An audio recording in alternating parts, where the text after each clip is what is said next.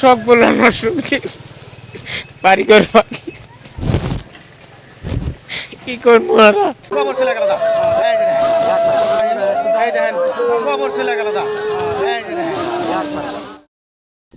প্রিয় দর্শক, একবার ভাবুন তো, সকালে ঘুম থেকে উঠে দেখলেন আপনার চিরচেনা উঠোনটা আর নেই।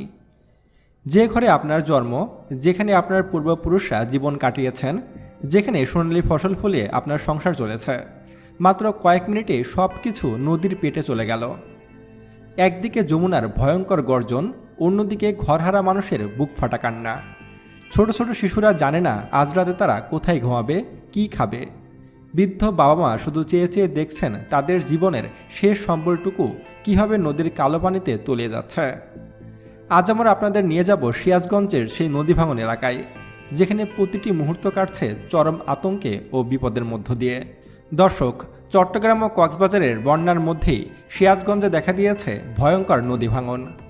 সিরাজগঞ্জ যমুনা নদী এখন এক প্রকার ভয়ঙ্কর রূপ ধারণ করেছে। আতঙ্কে স্থানীয়রা। পানি বাড়ার সাথে সাথে শুরু হয়েছে যমুনাতে তীব্র ভাঙন। প্রতিদিন নদী গিলে খাচ্ছে মানুষের ফসলি জমি, বসতভিটা, গাছপালা আর বছরের পর বছর ধরে গড়ে তোলা স্বপ্ন।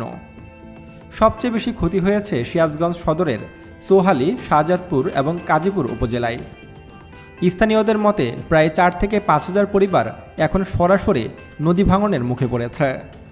কেউ ঘর ভেঙে অন্য কোথাও যাওয়ার প্রস্তুতি নিচ্ছে, আবার কেউ অলৌকিক কিছুর আশায় শেষ মুহূর্ত পর্যন্ত অপেক্ষা করছেন। মেসরা ও কাওয়াকোলা চরাঞ্চলেই ইতোমধ্যেই কিন্তু শতাধিক ঘরবাড়ি নদীগর্ভে বিলীন হয়ে গেছে। রবিউল ইসলাম নামক এক ব্যক্তি জানান, এ কবরস্থানেই তার বাবার কবর ছিল, ভাইয়ের কবর ছিল, সবই এখন নদী ভাঙনে চলে গেছে। আমরা এখন কার আশায় এখানে আসব? আমাদের এখানে থাকার মতো আর কোনো ব্যবস্থা নেই। এই মসজিদে হয়তো আমরা আর আসতে পারবো না, আর হয়তো এই মসজিদে নামাজও হবে না। তবে এখানে সবচেয়ে হৃদয় বিদারক গল্পটি কৃষক মোবারক আলীর। একসময় তার 18 বিঘা জমি ছিল, যা দিয়ে পুরো পরিবার সুখে শান্তিতে চলত এবং প্রচুর ফসল ফলাতেন তিনি। অনেক সচ্ছল পরিবার ছিল তার। কিন্তু যমুনার ভাঙনে একে একে সব জমি নদী গিলে খেয়েছে।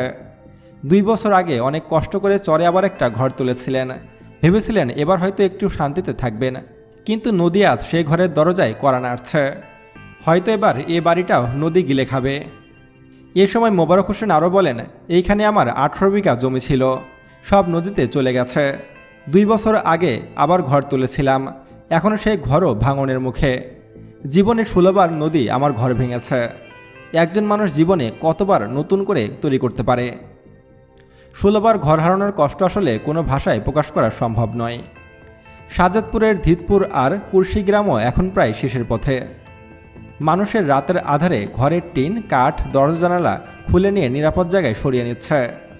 নদী যখন একটা গ্রামকে ভাঙে, তখন সে শুধু মাটি বা ঘরবাড়ি ভাঙে না, সে ভেঙে দেয় হাজারো মানুষের ভবিষ্যৎ। একটি স্কুল নদীগর্ভে চলে যাওয়া মানে শত শত শিশুর ভবিষ্যৎ অন্ধকারে হারিয়ে যাওয়া। একটা মসজিদ ভেঙে যাওয়া মানে পুরো গ্রামের সামাজিক বন্ধন নষ্ট হওয়া।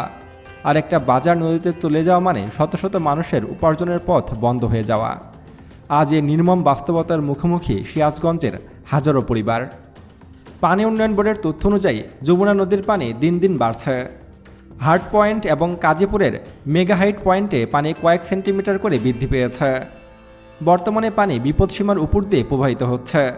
ফলে নদীর পানির তীব্র স্রোতের কারণে নদীর তীরের মাটি নরম হয়ে গেছে, আর পাড়ের মাটি নরম হয়ে যাওয়ার কারণে ভয়ঙ্কর নদী ভাঙন দেখা দিয়েছে।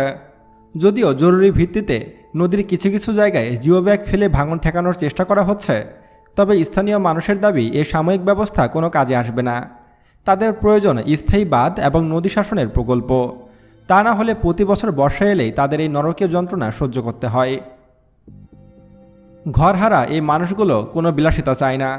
তারা চায় শুধু একটু নিরাপদ আশ্রয়, এক টুকরো মাথা গোজার ঠাঁই, যেখানে আগামী বর্ষায় অন্তত ঘর হারানোর ভয় যেন আর না থাকে।